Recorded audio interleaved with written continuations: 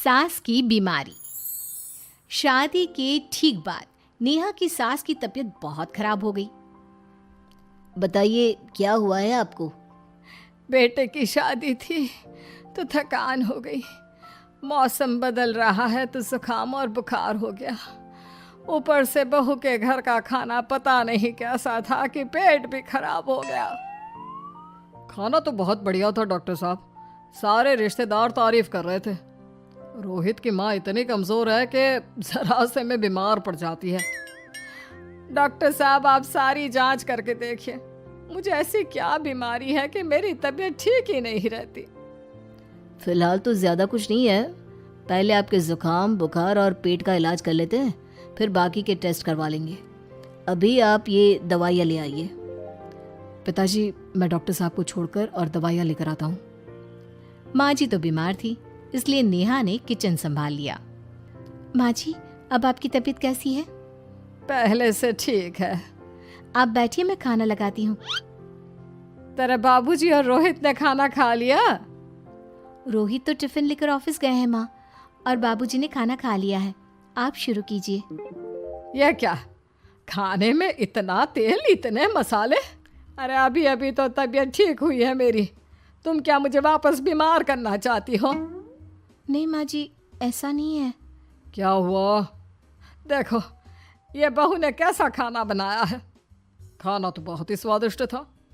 अरे मैं ये खाना खाऊंगी तो बीमार हो जाऊंगी ना। ओह हाँ, बहू को अभी पता नहीं ना तुम्हारे बारे में, रोहित समझा देगा उसे। देख बहू, अच्छे से समझ लेना कि इस घर में कैसा खाना बनता है। हाँ माँ जी, मैं समझ लूँगी, लेकिन अभी आप कुछ तो खा लो। ये खाना खा लूंगी तो कल का खाना खाने के लिए बचूंगी भी नहीं। सास की बातें सुनकर नेहा उदास हो गई। उसने रोहित के घर आती ही उससे माँ जी के खाने के बारे में पूछा। आज माँ जी ने मुझे खाने के लिए बहुत बुरा भला कहा। माँ को मसालेदार और तेल घी वाला खाना सूट नहीं करता, वो बीमार पड़ जाती हैं। ऐसी क्या बीमारी है माँ जी को? पता नहीं, आज तक कई डॉक्टरों को दिखाया, कितने टेस्ट करवाए, लेकिन कोई बीमारी पकड़ में ही नहीं आई। नेहा को कुछ समझ में तो नहीं आया, लेकिन उसने अपनी सास के हिसाब का खाना बनाना सीख लिया। माँ जी आज तो खाना ठीक है ना? खाना तो ठीक है, लेकिन ये मुआ रेडियो क्यों चल रहा है इतनी तेज आवाज में? वो माँ जी मैं अकेले काम करते करते बोर हो रही थी ना, तो टाइम पास करने के लिए चला दिया। तेरा इस टाइम पास के चक्कर में मेरा सर दर्द से फटने लगा है। तेज आवाज से मुझे माइग्रेन हो जाता है। सॉरी माँ जी, मुझे पता नहीं था। तुम्हें जब तक सब पता चलेगा तब तक मैं तो भगवान के पास ही पहुंच जाऊंगी। नहीं नहीं, ऐसा मत कहिए ना माँ जी। अब मैं कहीं भूख से ही ना मर जाऊं। खाना मेरे कमरे में रख दो। बेचारी नेहा, उस दिन उसे बहुत दुख हुआ। नेहा तुम रो क्यों रही हो? आज माँ जी ने मुझे बहुत बुरा भला कहा, मैं तो सिर्फ रेडियो सुन रही थी। ओहो, तुम माँ की बातों का बुरा मत मानो, उन्हें तेज आवाज से सर दर्द होने लगता है, दर्द की वजह से बोल दिया होगा कुछ।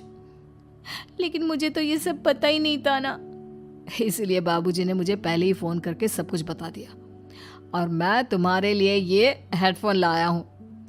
अब तुम अपने गाने भी सुन सकती हो और माँ को परेशानी भी नहीं होगी। ये सिर्फ एक बात का हाल है, लेकिन माँ को तो हर चीज से परेशानी है। अब क्या कर सकते हैं, माँ बीमार ही इतनी रहती है। लेकिन माँ को ऐसी कौन सी बीमारी है? तुम्हें बताया तो था, किसी भी डॉक्टर को माँ की बीमारी समझ में नहीं आ रही। अब तुम भी ये सब सोचना छोड़ दो, ये हेडफोन लो और अपने पसंद के गाने सुनो। रोहित के गिफ्ट से नेहा की एक परेशानी तो दूर हो गई, लेकिन उसके मन में कई सवाल खड़े हो गए। आज मैं देर से उठाऊं या तुम जल्दी उठ गई? वो माँ जी को कल रात भर सर दर्द हुआ ना, तो जल्दी उठकर उनकी जगह मैंने पूजा कर दी। अरे वाह, अच्छा अच्छा, हे भगवान, ये किसकी करामत है? ये तो माँ जी की आवाज है। चलो चल के देखते हैं। क्या हुआ माँ? अच्छा, यह घर में गुलाब कौन लाया? मुझे नहीं पता, मैं तो अभी उठा हूँ। माँ जी आप कल रात भर सो नहीं पाई, तो मैंने जल्दी उठकर पूजा पाठ किया। घर में फूल नहीं थे ना, तो मैं बाजार से गुलाब के फूल ले आई। नेहा, माँ को गुलाब के फूल की एलर्जी है। अब मुझे ये कैसे पता होगा? अच्छा, तुझे कुछ पता नहीं तो तू वही काम क्यों करती है जिससे मेरी तबीयत खराब हो जाए? रोहित के बाबूजी, ये बहू मेरी जान लेना चाहती है। माँ जी, मुझे ऐसा करके क्या मिलेगा? वो तो तुझे ही पता, लेकिन कुछ तो है। रोहित की माँ, बस करो। बेचारी बहू को कुछ पता ही नहीं है, बस इसलिए उससे गलती हो जाती है। जाओ तुम कमरे में। बहू, तुम रोहित की माँ का बुरा मत मानो। वो अपनी बीमारियों से इतनी परेशान है कि उल्टा सीधा बोल देती है। नहीं नहीं बाबूजी, मुझे बुरा नहीं लग रहा, मुझे चिंता हो रही है माँ जी की बीमारी की। ये बताइए कि माँ जी को ऐसी प्रॉब्लम्स कब से होने लगी? शादी के 6-7 महीने बाद से। बाबूजी, तब घर का माहौल कैसा था? अरे भरा पूरा परिवार था। मेरे बाबूजी, माँ, काका, काकी, मेरे दोनों बड़े भाई, दोनों भाभियाँ, दोनों के 2-2 बच्चे हैं, एक छोटा भाई और एक बहन। सब साथ रहते थे। इतना बड़ा परिवार? हाँ, मैं जब 10 साल का हुआ ना, तब पापा का ट्रांसफर यहाँ हुआ। उसके पहले तक तो हमारी जॉइंट फैमिली ही थी। और माँ जी किस चीज से बीमार पड़ जाती हैं? जब तेज गर्मी हो, ठंड हो या ज्यादा बरसात हो जाए। जब माँ ज्यादा थक जाए, जैसे दिवाली पर घर की सफाई या कोई फंक्शन हो, या ज्यादा मेहमानों के आने से घर का काम बढ़ जाए। तेज म्यूजिक, तेज लाइट या ऐसे कोई तेज स्मेल आ जाए। तो माँ जी की ये बीमारी ठीक हो सकती है। कैसे? सब पता चल जाएगा। आप कल माँ जी की टेस्ट रिपोर्ट लेने जाने वाले हो ना? हाँ। तो सुनिए क्या करना है। अगले दिन रोहित माँ जी की रिपोर्ट्स लेकर आता है। माँ, बाबूजी, नेहा। अरे क्या हो गया रोहित? माँ जी की रिपोर्ट आ गई है। कुछ सीरियस है क्या? जिसका डर था वही हुआ। अरे गोल गोल बातें मत कर, सीधी तरफ बता बेटा, क्या हुआ है मुझे? माँ, आपकी किडनी, लिवर सब फेल हो गया है। आपका दिल भी कमज़ोर हो गया है। डॉक्टर ने कहा है कि आपके पास सिर्फ 1 महीना बचा है। ये क्या बक रहा है? ऐसा हो ही नहीं सकता। मुझे लग ही नहीं रहा कि मैं इतनी बीमार हूँ। लेकिन माँ जी, रिपोर्ट झूठी तो नहीं हो सकती ना? हाँ, माँ को 20 साल की उम्र से बीमारी लग गई थी, लेकिन कोई डॉक्टर पकड़ नहीं पाया और अब ये बीमारियां बहुत ज़्यादा बढ़ गई हैं। हाँ रोहित की माँ, तुम्हें याद है शादी के 6 महीने बाद से तुम बीमार रहने लगी थी।